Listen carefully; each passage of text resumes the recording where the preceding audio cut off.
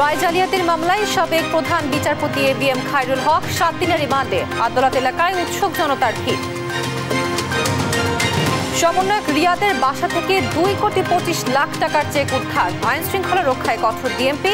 24 ঘন্টায় গ্রেফতার 186। গণ অভ্যুত্থানে ছাত্রদলের অবদান নিয়ে অপপ্রচারের অভিযোগ রিজভির। 3রা আগস্ট শহীদ মিনারের পরিবর্তে শাহবাগে ছাত্র সমাবেশ। নরসিংদীতে এনসিপির পদযাত্রা বিকেলে শীর্ষ নেতাদের আগমনে স্থানীয় নেতাকর্মীদের মাঝে উচ্ছ্বাস। ব্যাপক জনসমাগমের আশা। শুল্ক নিয়ে বাংলাদেশ যুক্তরাষ্ট্র তৃতীয় ধাপের বৈঠক। 25টি বোয়িং কিনলে চাপে পড়বে বিমান। আলোচনায় বিকল্প খোঁজার পরামর্শ। সিলেটের শিক্ষার্থী সুমেল হত্যায় মামলায় 8 জনের মৃত্যুদণ্ড, 7 জনের যাবজ্জীবন। চট্টগ্রামে আলাদা মামলায় 13 জনের কারাদণ্ড। এবং 8.8 মাত্রার ভূমিকম্পে কাঁপল রাশিয়া। হাইয়া ও কুরিল দ্বীপপুঞ্জে সুনামি। প্রশান্ত মহাসাগরীয় অঞ্চলে সতর্কতা। দেখছিলেন শিরোনাম সংবাদ দুপুরে। আপনাদের সঙ্গে আছি আমি তোয়া আফরোজ। এবার পুরো খবর। রাজধানীর শাহবাগ থানায় দায়ের করা মামলায় সাবেক প্রধান বিচারপতি এবিএম খায়রুল হকের 7 দিনের রিমান্ড মঞ্জুর করেছেন আদালত। দুর্নীতিমূলক, বিদ্বেষমূলক, বেআইনি রায় প্রদান সহ জালিয়াতির অভিযোগ আনা হয় তার বিরুদ্ধে। এই ঝিমেলের প্রতিবেদন জানাচ্ছেন এনআই নাহিদ। গেল 24 জুলাই রাজধানীর ধানমন্ডির বাসা থেকে গ্রেপ্তার হন দেশের 19তম প্রধান বিচারপতি এবিএম খায়রুল হক। 3টি মামলায় গ্রেপ্তার দেখানো হয় তাকে। বুধবার সকালে ঢাকার অতিরিক্ত চিফ মেট্রোপলিটন ম্যাজিস্ট্রেট মোহাম্মদ সানাউল্লাহর আদালতে তোলা হয় তাকে। শুনানি শেষে রাজধানীর শাহবাগ থানায় দায়ের করা মামলায় খায়রুল হককে 7 দিনের রিমান্ড দেন আদালত। তাকে 10 দিন রিমান্ড চাই। আমরা যারা প্রসিকিউশন টিম ছিলাম এবং বক্তব্য দেয় এবং আমরা প্রসিকিউশন টিম আমাদের রিমান্ডের সাপেক্ষে বক্তব্য তুলে ধরি। বিদ্বেষমূলক, বেআইনি রায় প্রদান সহ জালিয়াতির অভিযোগ আনা হয় খায়রুল হকের বিরুদ্ধে। সেই তত্ত্বাবধায়ক সরকারকে ত্রয়োদশ সংসদ তিনি বাতিল করে সে এই আপনার রায়কে প্রকাশের মাধ্যমে আমাদের গণতন্ত্রকে ধ্বংস করে এবং দেশি বিদেশি বিশেষ করে শেখ হাসিনার তসবিটিভে শেখ হাসিনার পরামর্শে এবং আওয়ামী সরকারকে ইস্টাবলিশ করার জন্য সেই ত্রয়োদশ সংসদ তিনি বাতিল করে সেই রায় দেয়। এর আগে যাত্রাবাড়িতে যুবদল কর্মী আব্দুল কাইয়ুম আহাদ হত্যা মামলা ও নারায়ণগঞ্জের আরেকটি মামলায় গ্রেপ্তার দেখানো হয় সাবেক এই প্রধান বিচারপতিকে। এনআই নাহিদ, দেশ টিভি, ঢাকা। গুলশানে সাবেক এমপির বাসায় চাঁদাবাজির ঘটনায় গ্রেফতার 5 আসামিদের মধ্যে রিয়াদের বাসা থেকে 2,25,00,000 টাকার চেক উদ্ধার করেছে পুলিশ। তবে তদন্তের স্বার্থে কে চেক দিয়েছে তা প্রকাশ করেনি ডিএমপি। দুপুরে এক ব্রিফিংয়ে আরও জানানো হয়, প্রতি মাসে ঢাকায় হত্যার শিকার হচ্ছেন 20 জন। আইন শৃঙ্খলা রক্ষায় কঠোর হওয়ার কথা জানিয়ে উপকমিশনার তালেবুর রহমান জানান, 24 ঘন্টায় 186 জনকে গ্রেফতার করা হয়েছে। সাদাত নিশাদের রিপোর্ট জানাচ্ছেন মোহাম্মদ সাকিব।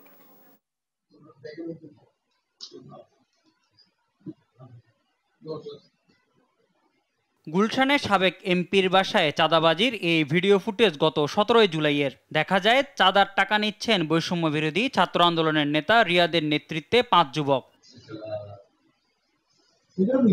গ্রেপ্তারের পর আসামিরা এখন রিমান্ডে। তাদের দেয়া তথ্যে একজনের বাসা থেকে উদ্ধার হয় 2,25,00,000 টাকার চেক। এই ঘটনায় মামলা হয়েছে কলাবাগান থানায়। দুপুরে ডিএমপি মিডিয়া সেন্টারে এক ব্রিফিংয়ে জানানো হয়, মোট 4টি চেকে এই টাকার উল্লেখ রয়েছে। তবে তদন্তের স্বার্থে চেক দেওয়া ব্যক্তির নাম বলেনি সংস্থাটি। এটা তদন্তাধীন রয়েছে। এটা রিমান্ডে থাকা জনৈক রিয়াদ নামে একজনের বাসা থেকে পাওয়া গেছে। এটা নিয়ে আমরা বিস্তারিত কাজ করছি। ব্রিফিংয়ে ঢাকার বর্তমান আইনশৃঙ্খলা পরিস্থিতি স্থিতিশীল রয়েছে দাবি করে ডিএমপি। জানায়, সাম্প্রতিক সময়ে সংগঠিত সব অপরাধের জড়িতদেরই গ্রেপ্তার করা হয়েছে।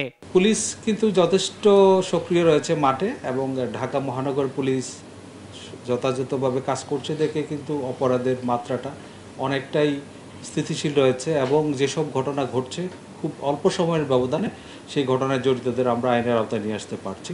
গত 24 ঘন্টায় ছিনতাই, ডাকাতি ও চাঁদাবাজি সহ বিভিন্ন মামলায় গ্রেপ্তার হয়েছে 186 জন, আর প্রতি মাসে গড়ে হত্যা শিকার 20 জন। এছাড়া গড়ে 46টি ছিনতাই ও 70টি চাঁদাবাজির ঘটনা ঘটে। সেটা বিশ্লেষণ করলে আমরা দেখতে পাই এই সময়ে গড়ে 46টির মতো ছিনতাই মামলা। মোহাম্মদ সাকিব, দেশ টিভি, ঢাকা। এনসিপির অনুরোধে জুলাই অভ্যুত্থান স্মরণে 3 আগস্টের ছাত্র সমাবেশ শহীদ মিনারের পরিবর্তে শাহবাগে করবে জাতীয়তাবাদী ছাত্রদল। বুধবার সকালে নয়াপল্টনে এক সংবাদ সম্মেলনে এ সিদ্ধান্ত জানান ছাত্রদল সভাপতি।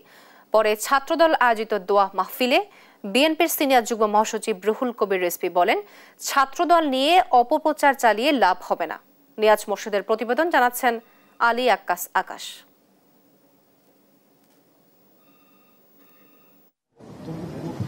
জুলাই অভ্যুত্থান স্মরণে 3 আগস্টের ঢাকা সমাবেশের স্থান সংক্রান্ত জটিলতা নিয়ে বুধবার সকালে নয়াপল্টনে বিএনপির কেন্দ্রীয় কার্যালয়ে সংবাদ সম্মেলন করে কেন্দ্রীয় ছাত্রদল। এ সময় ছাত্রদল সভাপতি বলেন, কেন্দ্রীয় শহীদ মিনারে 3 আগস্টের সমাবেশের জন্য ছাত্রদল লিখিত অনুমোদন পেলেও এনসিপির অনুরোধে উদারতার পরিচয় দিয়ে সমাবেশের স্থান পরিবর্তন করেছে। এনসিপির নেতৃবৃন্দ ব্যক্তিগতভাবে বারবার আমাদের সাথে এই বিষয়ে যোগাযোগ করে সমাবেশের স্থান পরিবর্তনের অনুরোধ জানান। এই বিষয়ে আমাদের সিনিয়র নেতৃবৃন্দের সাথেও তারা যোগাযোগ করেন। সংবাদ সম্মেলনে ডাকসু নির্বাচনের তফসিল ঘোষণাকে ইতিবাচক বলেন ছাত্রদলের সাধারণ সম্পাদক। তবে গণহত্যায় জড়িত শিক্ষক ও কর্মচারীদের বিচার না করে ডাকসু নির্বাচনের সুফল নিয়ে শঙ্কা প্রকাশ করেন তিনি। আপনারা জানেন যে জুলাই আগস্টের 4 তারিখ পর্যন্ত ঢাকা বিশ্ববিদ্যালয়ে যে সকল আওয়ামী লীগের দোসর শিক্ষকরা খুনি হাসিনার পক্ষে বিবৃতি দিয়েছেন, গুলি চালানোর জন্য খুনি হাসিনাকে প্রত্যক্ষ মদত দিয়েছেন, সেরকম একজন শিক্ষকেরও বিচার প্রক্রিয়া এখনো ত্বরান্বিত হয়নি। এদিকে নয়াপল্টনে ছাত্রদল আয়োজিত এক দোয়া মাহফিলে যোগ দিয়ে বিএনপির সিনিয়র যুগ্ম মহাসচিব রুহুল কবির রিজভী বলেন, গণ অভ্যুত্থান নয়, শুধু বিগত ফ্যাসিস্ট আমলে ছাত্রদলের অবদান নিয়ে কারো প্রশ্ন তোলার সুযোগ নেই। তীব্র দুঃশাসনের মধ্যে, সেই পুলিশি শাসনের মধ্যে, গোয়েন্দাদের জালের ভিতরেও জাতীয়তাবাদী ছাত্রদলের ছেলেমেয়েরা তারা যেভাবে এখানে কাজ করেছেন, নেতৃত্ব দিয়েছেন, বিশেষ করে রাকিব এবং নাসিরের নেতৃত্বে, যে অনেক জাল বিছানো পড়েও কেউ কেউ যে সেই জাল ছিন্ন করতে পারে, সেই দৃষ্টান্ত সেদিন আমরা দেখেছি। এ সময় তিনি নির্ধারিত সময়ে নির্বাচন দেওয়ার আহ্বান জানান। আলী আক্কাস আকাশ, দেশ টিভি, ঢাকা। শ্রমিক ছাত্র জনতার জুলাই গণ অভ্যুত্থান 2024-এর নারকীয় আশুলিয়া স্মরণে বিএনপির জনসভা হচ্ছে সাভারের আশুলিয়ায়। বিকেল 3টায় শুরু হবে সমাবেশের মূল আনুষ্ঠানিকতা। ভার্চুয়ালি যুক্ত হয়ে প্রধান অতিথির বক্তব্য রাখবেন বিএনপির ভারপ্রাপ্ত চেয়ারম্যান তারেক রহমান। সমাবেশে অংশ নিতে সকাল থেকে ছোট ছোট মিছিল নিয়ে শ্রীপুরের দারুল এহসান মাদ্রাসা মাঠে জড়ো হয় বিভিন্ন স্তরের নেতাকর্মীরা। তারা বলেন, ফ্যাসিস্ট ব্যবস্থা দেশে আর যেন কখনো ফিরে না আসে, সে বার্তাই পৌঁছে দিতে চায় বিএনপি। আর দেশের নৈরাজ্যকর পরিস্থিতি উত্তরণের একটি পথ জনগণের ভোটে নির্বাচিত সরকার। 2024-এর গণঅভ্যুত্থানে সাভার আশুলিয়া শহীদ ও আহত পরিবারের স্বজনদের সম্মাননা জানানো হবে সমাবেশে। যারা পঙ্গুত্ব বরণ করেছেন তাদেরকে আমাদের দলের পক্ষ থেকে এবং দেশনায়ক তারেক রহমানের পক্ষ থেকে তাদেরকে আমরা সম্মাননা করব। নারকীয় হত্যাযজ্ঞ সারা দেশব্যাপী চালিয়েছে। এই হত্যাকাণ্ডের আমরা তীব্র নিন্দা জানাচ্ছি, প্রতিবাদ জানাচ্ছি। এবং দল যদি জনগণের ভোটে দায়িত্ব পায় দেশ পরিচালনায়, অবশ্যই জাতির জন্য, মানুষের জন্য, আবার আপনাদের পরিবারের পাশে দাঁড়াবে। আর কোনো নৈরাজ্য যেন দেশে না হয়, আর যেন হানাহানি যেন না হয়, আর যেন কারো মায়ের বুক খালি না হয়, আর যেন পুলিশের এই নির্যাতন না হয়, এর জন্যই আমরা একত্রভাবে কাজ করতে চাই। মাইলস্টোনে বিমান বিধ্বস্ত হয়ে নিহত শিক্ষিকা মেহেরিন চৌধুরীর পরিবারের সঙ্গে সাক্ষাৎ শেষে কথা বলছেন রুহুল কবির রিজভী। আমরা সরাসরি চলে যাচ্ছি সেখানে। আমাদের সন্তানেরা এরা আদর্শ মানুষ হিসেবে গড়ে উঠতে পারবে, যে নিজের ছাত্রদের বাঁচাতে, সন্তানের মতো করে বাঁচাতে, যে 90% তিনি পুড়ে গেছেন, শ্বাসনালী পুড়ে গেছে, কি ভয়ঙ্কর মৃত্যু যন্ত্রণা নিয়ে তিনি পৃথিবী থেকে বিদায় নিয়েছেন শুধু ছাত্রদেরকে বাঁচাতে। যদি স্বার্থপর হতেন তাহলে তিনি ঘটনার সাথে সাথে তিনি চলে আসতে পারতেন, ফিরে যেতে পারতেন, কিন্তু ফিরে গিয়ে ওই মাসুম বাচ্চাদেরকে বাঁচাতে তিনি গেছেন। তিনি আজকে নেই, তারপরেও আমি তার বিদেহী আত্মার গভীর শ্রদ্ধা জানাচ্ছি, তাকে আমি সালাম জানাচ্ছি হাজারো বার। আল্লাহ যেন প্রতিটি ঘরে ঘরে এই ধরনের আলোক দীপ্ত, এই ধরনের মহিমান্বিত, এই ধরনের আদর্শবান মানুষ তৈরি করে মেহরুন চৌধুরীর মতো। আমি আল্লাহর কাছে এই মুনাজাত করছি, আল্লাহ তার বিদেহী আত্মার মাগফিরাত কামনা করছি আল্লাহর কাছে। তিনি অপর দুনিয়ায় আল্লাহর কাছে ফিরে গেছেন, সেখানে যেন তিনি শান্তিতে থাকতে পারেন। দর্শক, কথা বলছিলেন রুহুল কবির রিজভী, আমরা সরাসরি ছিলাম সেখানে। শ্রমিক ছাত্র জনতার জুলাই গণঅভ্যুত্থান 2024-এর নারকীয় আশুলিয়া স্মরণে বিএনপির জনসভা হচ্ছে সাভারের আশুলিয়ায়। দর্শক, এ নিয়ে আরো জানাতে সরাসরি যুক্ত হচ্ছেন আমাদের সহকর্মী সাইফুল রিপন। সাইফুল, সমাবেশে কখন শুরু হবে আর উপস্থিতি কেমন দেখছেন, বিস্তারিত জানাবেন।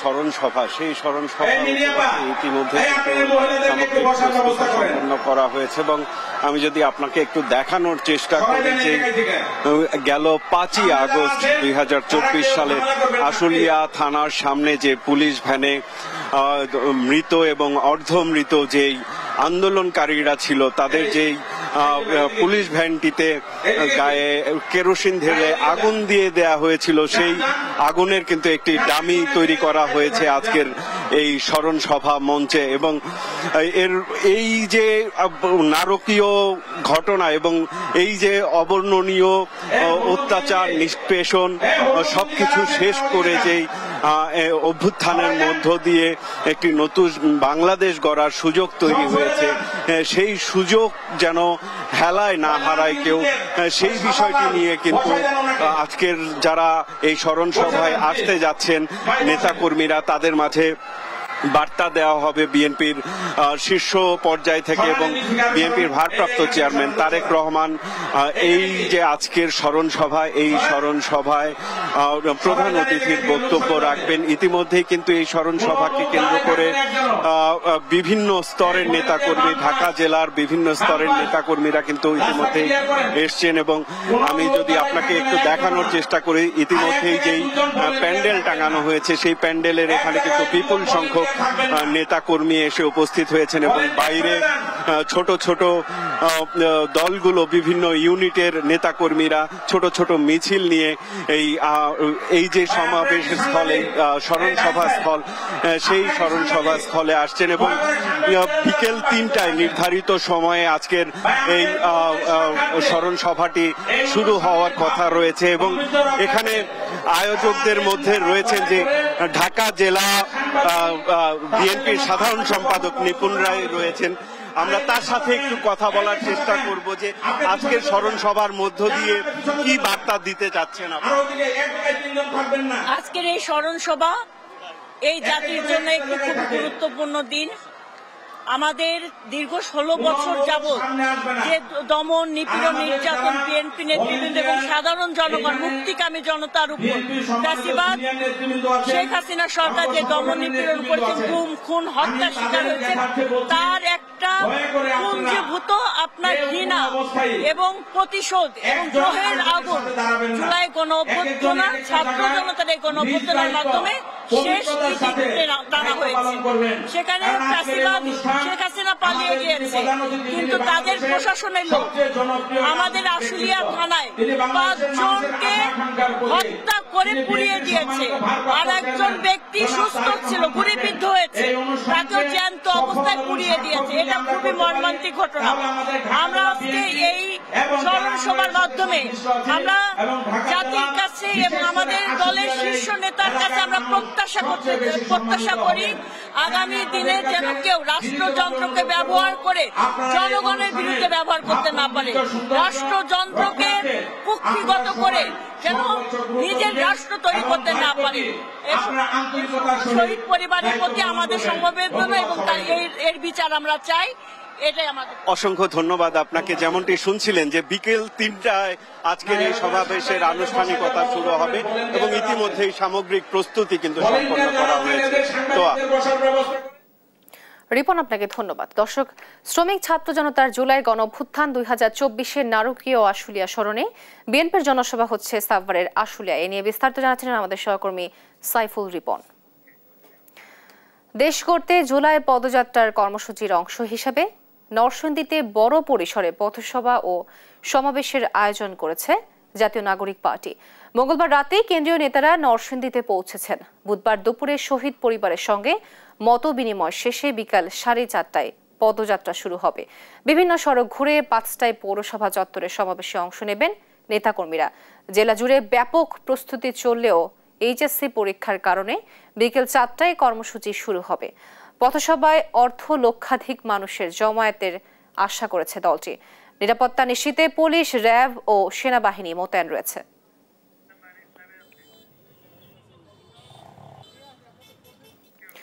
নরসিংদীতে এনসিপির পথসভার খবর জানাতে আমাদের সাথে সরাসরি যোগ দিচ্ছেন আমাদের সহকর্মী বেল্লাল হোসেন। বেলাল, পদযাত্রা ঘিরে সেখানকার পরিস্থিতি কেমন দেখছেন এবং নেতাকর্মীদের উপস্থিতি কেমন দেখছেন, বিস্তারিত জানাবেন।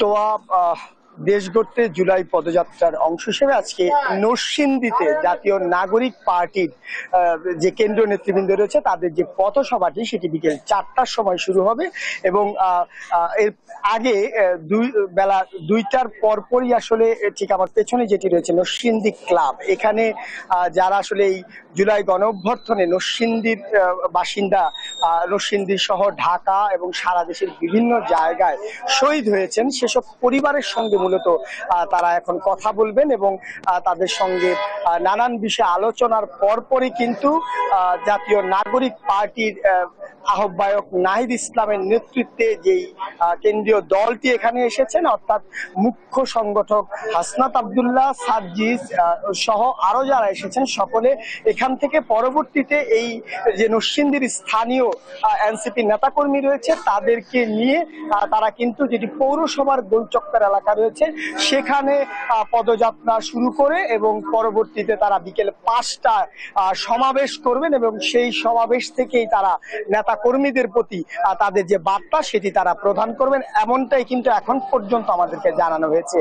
তো সকাল থেকে আমরা নরসিংদীতে দেখেছি যে মূল সড়ক যেটি ঢাকা সিলেট মহাসড়ক থেকে শুরু করে নরসিংদী শহর এবং উপজেলা এলাকাগুলো থেকে ইতিমধ্যেই কিন্তু এনসিপির নেতাকর্মীরা এখানে এসে জড়ো হয়েছেন এবং শহরের মধ্যে কিন্তু একটি বিভিন্ন জায়গাতে ফেস্টুন ব্যানার দিয়ে তারা কিন্তু ঢেকে রেখেছেন, এমনটা কিন্তু আমরা দেখেছি। এবং এই পদযাত্রাকে ঘিরে আইন শৃঙ্খলা বাহিনীর সদস্যদের যে তৎপরতা সেটিও রয়েছে, মোড়ে মোড়ে আইন শৃঙ্খলা বাহিনীর সদস্যরা যে বিশেষ নিরাপত্তা সেটি তারা দিচ্ছেন। তো এই হচ্ছে আমার কাছে এই মুহূর্তে সবশেষ। দর্শক, নরসিংদী থেকে আমাদের সাথে যুক্ত ছিলেন সহকর্মী বেল্লাল হোসেন, জানাচ্ছিলেন সেখানকার সর্বশেষ পরিস্থিতি। শুরু হয়েছে বাংলাদেশ ও যুক্তরাষ্ট্রের মধ্যে শুল্ক ইস্যু নিয়ে তৃতীয় ধাপের আনুষ্ঠানিক আলোচনা। যুক্তরাষ্ট্রের স্থানীয় সময় মঙ্গলবার দুপুর 2টায় এই বৈঠক শুরু হয়। এর আগে এদিন বেলা 12:30 অনানুষ্ঠানিকভাবে একটি আলোচনা সভা হয়। বুধবার স্থানীয় সময় সকাল 9টায় আবার আলোচনা শুরু হবে। সভায় বাংলাদেশ দলের নেতৃত্ব দিচ্ছেন বাণিজ্য উপদেষ্টা শেখ বশিরউদ্দিন। এই প্রতিনিধি দলে আরও আছেন প্রধান উপদেষ্টা, জাতীয় নিরাপত্তা উপদেষ্টা ডক্টর খলিলুর রহমান, বাণিজ্য সচিব মাহবুবুর রহমান ও বাণিজ্য মন্ত্রণালয়ের অতিরিক্ত সচিব ডক্টর নাজনীন কাউসার চৌধুরী। যুক্তরাষ্ট্রের পক্ষে নেতৃত্বে আছেন সহকারী ট্রেড রিপ্রেজেন্টেটিভ ব্রেন্টন লিঞ্চ, তার সঙ্গে আছেন বাণিজ্য ও শুল্ক সংশ্লিষ্ট কর্মকর্তারা। শুল্ক নেগোসিয়েশনের পুরো বিষয়টি সমন্বয় করছে বাংলাদেশ দূতাবাস ও ওয়াশিংটন ডিসি।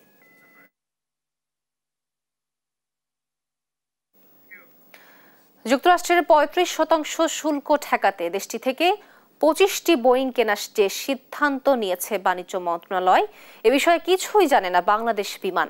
এমনকি এ নিয়ে কোনো পরামর্শ হয়নি সংস্থাটির শীর্ষ কর্মকর্তাদের সাথে। বিশেষজ্ঞরা বলছেন তড়িঘড়ি করে নেওয়া সিদ্ধান্ত ভবিষ্যতে চাপে ফেলবে বিমানকে। তাই শুল্ক নীতির আলোচনায় বিকল্প পথ খোঁজার পরামর্শ তাদের। বিস্তারিত আলিমুজ্জামান সাফওয়ানের রিপোর্টে। ট্রাম্পের শুল্ক নীতির হুমকিতে টালমাটাল বিশ্ব, বাদ যায়নি বাংলাদেশও। 1 আগস্টের মধ্যে পারস্পরিক আলোচনায় চুক্তিতে পৌঁছানো না গেলে অতিরিক্ত 35% মার্কিন শুল্কের মুখে পড়বে ঢাকা। এ নিয়ে ওয়াশিংটন ও ঢাকার দর কষাকষি চললেও এখন পর্যন্ত আসেনি কোনো সুরাহা। তৃতীয় দফার বৈঠকের জন্য সোমবার বাণিজ্য উপদেষ্টা ও বাণিজ্য সচিবের নেতৃত্বে একটি দল ইতিমধ্যে নিউ ইয়র্কে অবস্থান করছেন। এর আগে ট্রাম্প প্রশাসনের মন জয়ে যুক্তরাষ্ট্রের বিমান নির্মাতা প্রতিষ্ঠান বোয়িংয়ের কাছ থেকে 25টি বিমান কেনার সিদ্ধান্ত জানিয়েছে বাণিজ্য মন্ত্রণালয়। আমাদের বিমানের তো বহর বাড়াতে হবে এবং সেই পরিকল্পনা সরকারের বেশ আগে থেকেই ছিল। নতুন করে আমরা এবছরে এই রেসিপ্রোকাল ট্যারিফ ইস্যুতে আমরা আবার নতুন করে তাদেরকে এই আদেশগুলো, আগে 14টা ছিল, পরে 25টা করেছি। এদিকে নতুন বিমান কেনার সিদ্ধান্ত কিছুই জানে না রাষ্ট্রীয় পতাকাবাহী সংস্থা বিমান বাংলাদেশ এয়ারলাইন্স। চাহিদা ও সক্ষমতা যাচাই না করে হঠাৎ করে নেওয়া সিদ্ধান্ত চাপে ফেলবে বিমানকে। প্রথম বিষয়টা হচ্ছে যে এই বিষয়টা আসলে আমরা বিমান কর্তৃপক্ষ আমরা অবগত নই, এটাই হচ্ছে আমাদের অফিসিয়াল স্ট্যান্ড, আর এটাই হচ্ছে সত্য, যেটা আমরা অবগত নই। সরকারের এমন সিদ্ধান্ত ট্রেড পলিটিক্স টুলস হিসেবে দেখছেন বিশেষজ্ঞরা। বলছেন বিমান কেনার আগে রুট প্ল্যানিং ও আর্থিক লাভ ক্ষতির হিসেব করা প্রয়োজন। এটা একটা বাণিজ্যিক নেগোসিয়েশন টুলস হিসেবে গভর্নমেন্ট নিচ্ছে, কারণ বিমান যখন একটা এয়ারক্রাফট কিনবে, সে তার এয়ারক্রাফট কেনার আগে সে তার রুট চেক করবে, রুট লোড ফ্যাক্টর চেক করবে, রুট প্ল্যানিং করবে, তারপরে সেই এয়ারক্রাফট নেবে, কোন রুটে কোন এয়ারক্রাফট দেবে সেটা তারা দেখতে যাবে। বিমানের অতিরিক্ত এই বহর সামলাতে প্রয়োজন হবে দক্ষ জনবল, নিয়মিত রক্ষণাবেক্ষণ ও গ্রাউন্ড হ্যান্ডেলিং সাপোর্ট। অত্যন্ত ব্যয়বহুল এই খরচ দীর্ঘমেয়াদে ক্ষতির মুখে ফেলতে পারে বিমানকে। কারণ এটা হয়তো 3 বিলিয়নের মতন খরচ করতে পারে, দাম পড়তে পারে। সেটা যদি আমরা পরে 5 বছর 6 বছর দেওয়ার চেষ্টা করি, তাহলে প্রতি বছর 250 বা 300 মিলিয়ন হতে পারে। আজকে যে ট্রেড ব্যালেন্সটা ডিফিসিয়েন্সি করতে চাচ্ছে, ডিফিসিয়েন্টটা কাভার করতে চাচ্ছে, সেই ক্ষেত্রে কিন্তু এটাতে খুব একটা লাভ হবে সেটা কিন্তু নয়। মার্কিন শুল্ক নীতি সামঞ্জস্য করতে সরকার খরচ করতে যাচ্ছে 2.5 থেকে 3 বিলিয়ন ডলার। বিপুল পরিমাণে অর্থ কি পারবে মার্কিন শুল্ক নীতি ঠেকাতে, নাকি উল্টো বোঝা হয়ে দাঁড়াবে বিমান বাংলাদেশ এয়ারলাইন্সের? আলিমুজ্জামান সাফওয়ান, দেশ টিভি, ঢাকা। মাইলস্টোনে যুদ্ধ বিমান বিধ্বস্তের ঘটনায় দগ্ধ 2 জন এখনো আইসিইউতে, তবে তাদের অবস্থা অপরিবর্তিত বলে জানিয়েছেন চিকিৎসকরা জানান এ ঘটনায় বর্তমানে 33 জন ভর্তি আছে জাতীয় বার্ন ইনস্টিটিউটে। মঙ্গলবার তাদের মধ্যে 3 জন ছিল আইসিইউতে, বাকিরা বিভিন্ন ওয়ার্ডে। তবে একজনের শারীরিক অবস্থার কিছুটা উন্নতি হওয়ায় বুধবার তাকে আইসিইউ থেকে ওয়ার্ডে স্থানান্তর করা হয়। দগ্ধদের চিকিৎসায় বুধবার সকাল থেকে ইনস্টিটিউটের চিকিৎসকদের সঙ্গে বৈঠক করে চীন এবং সিঙ্গাপুরের বিশেষজ্ঞ চিকিৎসক দল।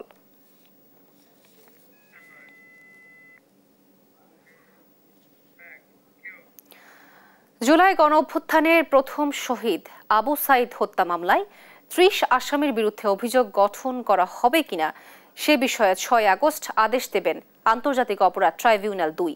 বুধবার সকালে এই মামলায় রোকেয়া বিশ্ববিদ্যালয়ের সাবেক প্রক্টর শরীফুল ইসলাম, সাবেক এএসআই আমির হোসেন সহ 6 আসামিকে ট্রাইব্যুনালে হাজির করা হয়। পলাতক 24 জনের পক্ষে স্টেট ডিফেন্স অব্যাহতির আবেদন করেন। এর আগে গেল 22 জুলাই রংপুরের বেগম রোকেয়া বিশ্ববিদ্যালয়ের সাবেক ভিসি, রংপুরের সাবেক পুলিশ কমিশনার সহ 24 জনকে পলাতক ঘোষণা করেন ট্রাইব্যুনাল 2। 30 জুন আনুষ্ঠানিক অভিযোগ দাখিল করে প্রসিকিউশন। ওই দিন 30 আসামির বিরুদ্ধে আনা অভিযোগ আমলে নেন আদালত।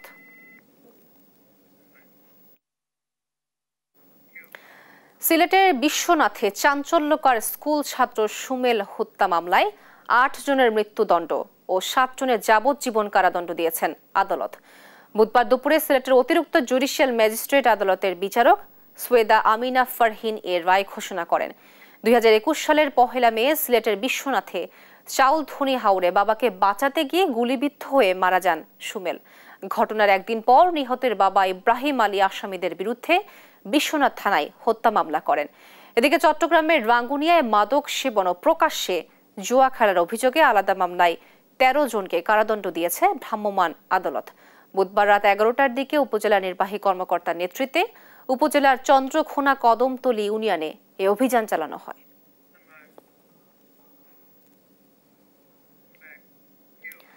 ডাকসু নির্বাচন কেন্দ্রিক নিরাপত্তা নিশ্চিতে শুধু বিশ্ববিদ্যালয় প্রশাসন নয়, সবার সহযোগিতা চেয়েছেন ঢাকা বিশ্ববিদ্যালয়ের উপাচার্য অধ্যাপক ডক্টর নিয়াজ আহমেদ খান। বুধবার বিশ্ববিদ্যালয়ে এক সংবাদ সম্মেলনে তিনি একথা বলেন। জানান, তফসিল পরবর্তী সহিংসতা রোধে নিশ্চিত নিরাপত্তা নিশ্চিতে যোগাযোগ হচ্ছে আইন শৃঙ্খলা বাহিনীর সঙ্গে। পাশাপাশি ছাত্র সংগঠনগুলোর সঙ্গেও আনুষ্ঠানিক ও অনানুষ্ঠানিক যোগাযোগ হচ্ছে বলে জানান উপাচার্য। এ সময় একনেকে অনুমোদন পাওয়া ২,৮৪০ কোটি টাকার মেগা প্রকল্পের আওতায় ২,৬০০ ছাত্রী এবং ৫,১০০ জন ছাত্র ধারণ ক্ষমতার আবাসিক হল, প্রশাসনিক ভবন নির্মাণের কথা জানান তিনি।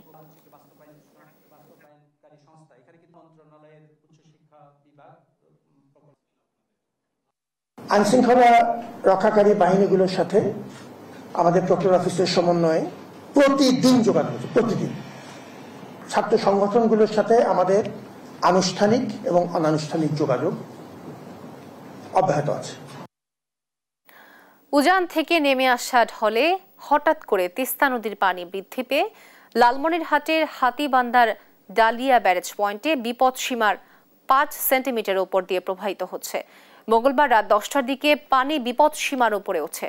প্রবল স্রোতে ধুপনি এলাকার একটি বাঁধ ভেঙে আশেপাশের এলাকায় পানি ঢুকে পড়েছে। স্থানীয়রা জানান, দুপুরের পর থেকেই পানি বাড়তে থাকে এবং সন্ধ্যার পর তা দ্রুত গতিতে লোকালয়ে প্রবেশ করে। পানি উন্নয়ন বোর্ডের নির্বাহী প্রকৌশলী সুনীল কুমার জানান, পরিস্থিতি আগামী 24 ঘন্টা স্থিতিশীল থাকতে পারে এবং এরপর ধীরে ধীরে পানি কমে আসবে।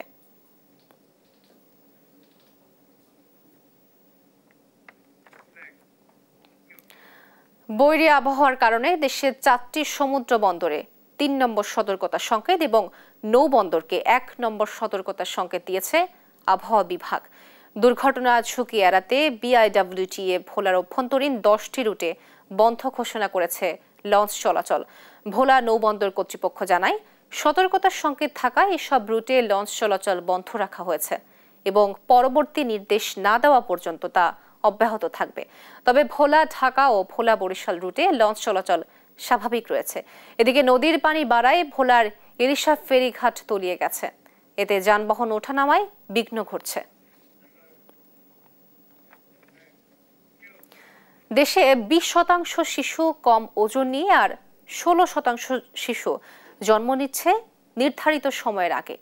এসব নবজাতক জন্ডিস, শ্বাসকষ্ট, ইনফেকশন সহ নানা সংকটে পড়ছে। বেড়ে যাচ্ছে জাতীয় শিশু মৃত্যু হার। এ হার কমাতে saving women and premature babies প্রকল্প নিয়েছে বাংলাদেশ মেডিকেল বিশ্ববিদ্যালয়। ক্যাঙ্গারু মাদার ফ্যামিলি সেন্টার কেয়ারের মতো তাদের এই উদ্যোগ সারা দেশে ছড়িয়ে দিতে পারলে নবজাতক মৃত্যুর হার কমানো সম্ভব হবে বলে আশা করছেন বিশেষজ্ঞরা। হাসান আল মাহমুদের রিপোর্ট। অপরিণত শিশু জন্মদানে বাংলাদেশের অবস্থান সবচেয়ে নাজুক। বিশ্বের 103টি দেশের মধ্যে প্রথম। বিশ্ব স্বাস্থ্য সংস্থার হিসেবে দেশে প্রতি বছর জন্ম নেয় 30 লাখের বেশি নবজাতক। এর মধ্যে অপরিণত অবস্থাতেই জন্ম নিচ্ছে 4,88,000-এরও বেশি, আর 20% শিশু জন্ম নিচ্ছে কম ওজন নিয়ে। জন্মগত এসব ত্রুটির কারণে শারীরিক নানা জটিলতায় ভুগছে মা, নবজাতক উভয়ই। কিডনি ফাংশন হলে লবণের পরিমাণটা বাড়তি বা লবণেরটা একটু কমাইলে মনে করেন ইনফেকশনের পরিমাণটা আবার একটু বেড়ে যাচ্ছে।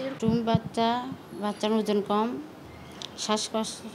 অপরিণত শিশুর জন্মের জন্য মায়ের উচ্চ রক্তচাপ, ডায়াবেটিস, অপুষ্টি, গর্ভে একাধিক শিশু থাকা সহ নানা কারণ চিহ্নিত করছেন বিশেষজ্ঞরা।